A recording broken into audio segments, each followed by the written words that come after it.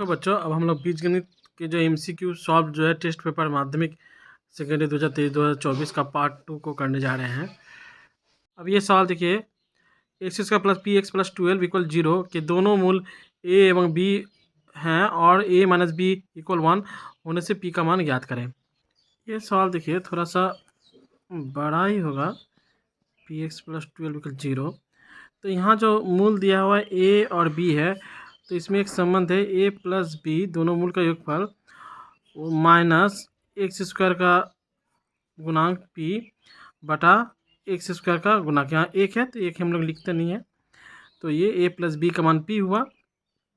और आपको जो दिया गया है वो a माइनस बी का मान 1 दे रखा है। और हम लोग जानते हैं जो मूल का गुणनफल जो होता है वो स्थिरांक राशि यहाँ 12 है बटा एक्स स्क्वायर का गुणांक जो है 1 है, तो 1 नीचे लिखा नहीं जाता, तो ए बी का मान 12 है।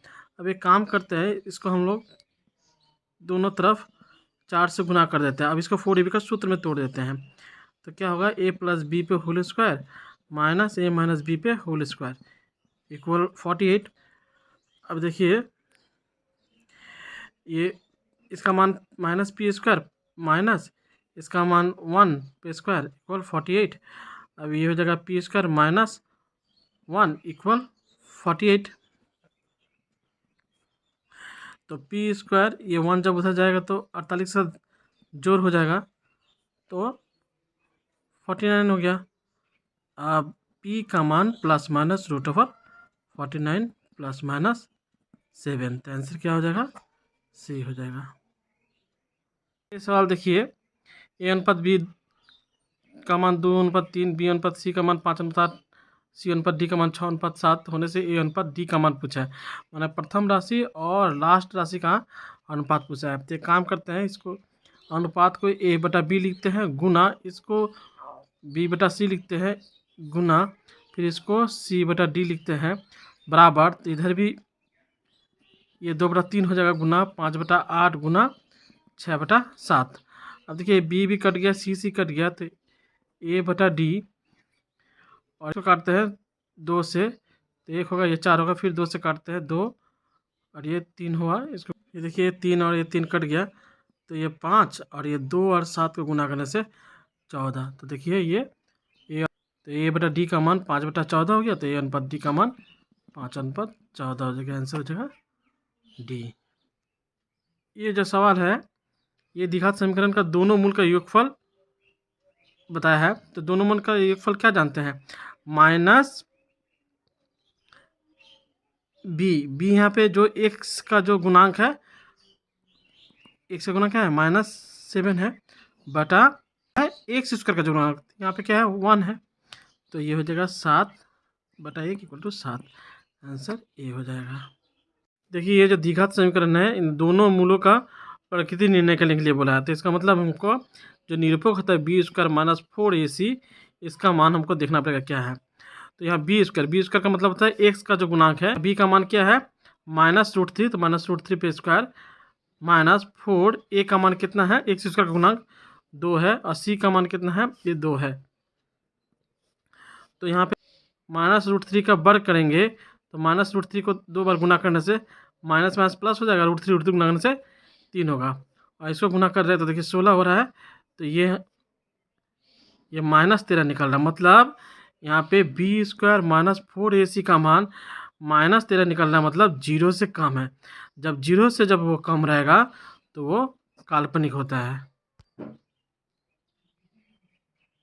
देखिए हम बताए थे जो बी स्क्वायर माइनस 4ac का मान अगर 0 से कम हो रहा है तो जो बीज जो होंगे वो काल्पनिक होंगे।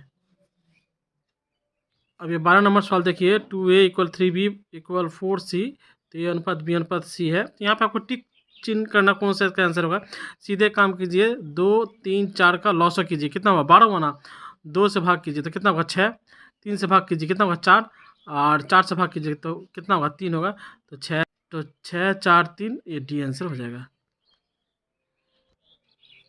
अब देखिए 13 नंबर, यदि x वेजेज y होने से तो इसमें से कौन सा संबंध सही होगा। तो एक बात याद रखिएगा, तो इसका जो पावर दोनों का पावर जो समान है वही इसका आंसर होगा। देखिए यहाँ पे पावर 3 है 2 है, यहाँ है 1 है 3 है, यहाँ पे देखिए 2 2 है और यहाँ पे 2 और 3 है, तो दोनों दो पावर जो समान होगा वही आंसर होगा, तो इसका आंसर सी हो गया। देखिए ये जो समीकरण दिया गया है इसका किस शर्त के लिए एक मूल शून्य होगा, तो एक मूल जो शून्य होगा किस शर्त के लिए, जब सी का मान जो शून्य होगा तभी होगा। देखिए इसको हम करके दिखा दे रहे हैं आपको। मान लेते हैं यहाँ पे सी का मान शून्य है, तो X square plus B X equal 0, तो यहाँ पे एक्स कॉमन लीजिए तो A X plus B equal 0। अब या तो ये एक्स का मान शून्य, नहीं तो ए एक्स प्लस बी का मान शून्य, तो एक्स का मान यहाँ माइनस बी बाई ए हुआ, तो देखिए यहाँ पे 0 हो रहा। कब 0 हो रहा, जब ये सी का मान हम 0 पकड़े हैं तब।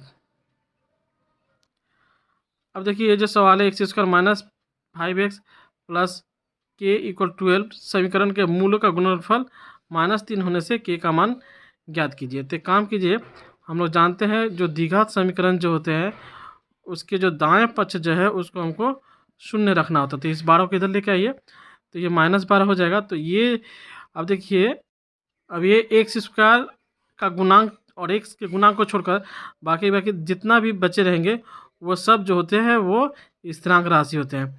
तो यहाँ पे देखिए जो गुणनफल वो 3 दिया हुआ है, तो यहाँ गुणनफल हम लोग क्या जानते हैं सी बाई ए होता है, तो सी मतलब स्थिरांक राशि क्या है के -12 और ए क्या है एक्स का गुणांक तो 1 है और इक्वल कितना दे रखा है -3 दे रखा है, तो ये के -12 ये -3 दे रखा है, तो के इक्वल ये उधर चल जाएगा तो 12 - 3 तो ये 9 हो जाएगा, तो आंसर क्या हो जाएगा ए हो जाएगा। अब देखिए 16 नंबर में एक्स स्क्वायर इक्वल एक्स इस समीकरण का समाधान की संख्या बताएं। जब एक्स का पावर 2 है तो 2 समाधान निकलेगा, 3 रहेगा तो 3 निकलेगा, 4 रहेगा तो 4 निकलेगा, तो इसका आंसर बी 2 होगा। देखिए 17 नंबर क्या क्या है, ये समीकरण के मूलों का अंतर जो है वो 2 है और पी का मान यहाँ पे ज्ञात करना है। तो यहाँ पे मान लेते हैं जो मूल जो है कि अल्फ़ा और बीटा है और ये भी साथ में अल्फ़ा का मान जो है बीटा से बड़ा है, इसको हम लोग दिखा देते हैं। हम लोग जानते हैं जो समीकरण से मूलों के बीच में एक संबंध होता है अल्फ़ा प्लस बीटा, वो होता है माइनस एक्स का गुणांक -12 बटा एक्स का गुणांक 2, तो ये 12/2 काटने से कितना हुआ 6 हुआ। अब ये देखिए और ये गुणनफल का संबंध होता है उसको हम बाद में लिख रहे हैं। फिर यहाँ पे कहा है मूलों का अंतर जो कह दिया है वो 2 है, तो मूलों का अंतर जो है अल्फ़ा माइनस बीटा इसका मान 2 दे दिया है। हम लोग मूलों का जो गुणनफल जो उसका संबंध देखते हैं अल्फ़ा इंटू बीटा, ये होता है स्थिरांक राशि p+2 बाई एक्स का गुणांक 2। अब इसमें एक काम कीजिए, अब दोनों तरफ 4 से गुना कीजिए ताकि आपको सुविधा रहे। अब ये इसको सूत्र में तोड़िए, 4ab का सूत्र क्या होता है a प्लस बी पे होल स्क्वायर माइनस ए माइनस बी पे होल स्क्वायर, और ये 2 से गुना कर दीजिए तो 2p + 4। अब ये देखिए इसका मान बैठाइए, अल्फा प्लस बीटा का मान क्या है 6 पे स्क्वायर और ये अल्फा प्लस बीटा का मान 2 पे स्क्वायर 2p + 4, तो ये हो जाएगा 36 - 4 और ये 2p + 4, तो ये हो जाएगा 32 और इस 4 को इधर लेके आ जाते हैं माइनस फिर 4 हो जाएगा, तो ये घट जाएगा, तो ये 28 हो जाएगा, ये 2p हो जाएगा, तो इसलिए p = ये 28/2 करने से कितना होगा 14, तो इसका आंसर हो जाएगा 14, तो इसका आंसर हो जाएगा 14। अब देखिए ये जो समीकरण है इस समीकरण का मूलों का गुणनफल -2 होने से के का मान ज्ञात करें। तो ये जो समीकरण है एक्स स्क्वायर -3x प्लस के, हम लोग जानते हैं द्विघात समीकरण सवाल में दाएं तरफ जो है बराबर के जो दाएं तरफ जो है उसको मान को शून्य रखना पड़ता है, तो इसको इधर लेके आएंगे तो -10 = 0 हो जाएगा। अब ये जो है ये स्थिर राशि हो गया। मतलब एक्स स्क्वायर और एक्स के गुणांक को छोड़कर बाद बाकी जो भी रहेंगे वो स्थिरांक राशि होती है, मतलब सी का जो मान होता है। तो अब देखिए यहाँ कहा है मूलों का गुणनफल -2 है। अब मूलों का गुणनफल में एक संबंध होता है सी बाई ए। तो सी बाई ए का मतलब हुआ जो स्थिरांक राशि बटा एक्स स्क्वायर का जो गुणांक है बटा 5 इक्वल -2, यही ना कहा है। अब देखिए ये के -10, इसको गुणा कीजिए -10, तो ये के ये -10 ये उधर जाएगा +10, तो के का मान 0 निकला। आंसर हो जाएगा सी।